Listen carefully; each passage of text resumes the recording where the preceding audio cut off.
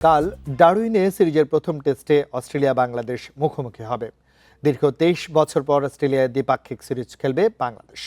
Test চ্যাম্পিয়নশিপের অংশ হওয়ায় এর তাৎপর্য আরও বেশি।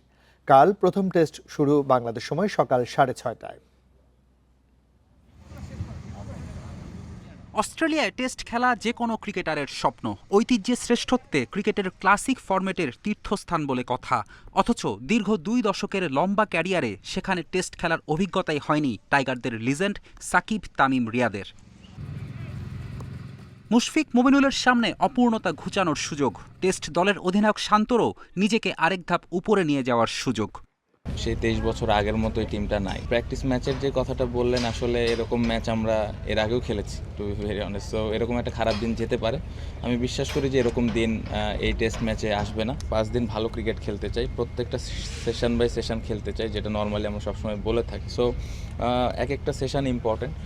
4 দিন যাবে, 5 দিন যাবে না 3 দিন যাবে, এই ধরনের আলোচনা থাকবে। বাট অ্যাজ এ প্লেয়ার হিসেবে আমাদের সবসময় লক্ষ্য থাকবে যে আমরা কত ভালো ক্রিকেট এখানে খেলতে পারি। অস্ট্রেলিয়া সিরিজ ঘিরে অনেক আশা, অথচ প্রস্তুতি ম্যাচের ব্যর্থতা প্রশ্নের জন্ম দিয়েছে।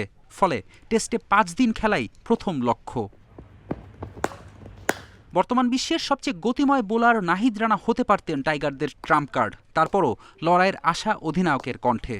খুবই আনফর্চুনেট নাহিদ রানা এখানে নাই, বাট যেই পেস ইউনিটটা এখানে আছে আমি বিশ্বাস করি যে তারাও এই কন্ডিশনটা ভালোভাবে ইউজ করতে পারবে। তো লিটন ভাই আসাতে অবশ্যই ব্যাটিংয়ের ডেপথটা তো আর একটু বাড়তেছে এবং ওই জায়গায় কনসিস্টেন্সি আছে তার।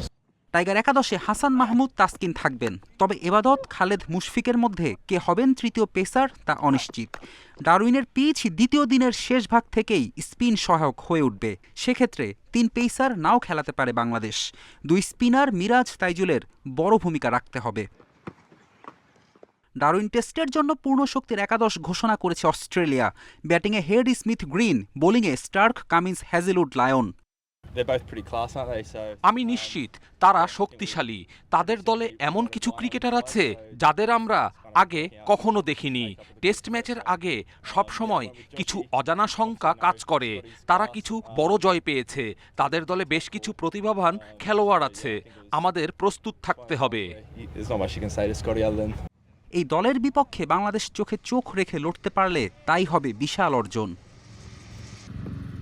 ফেরদৌস ইসলাম, ইন্ডিপেন্ডেন্ট নিউজ।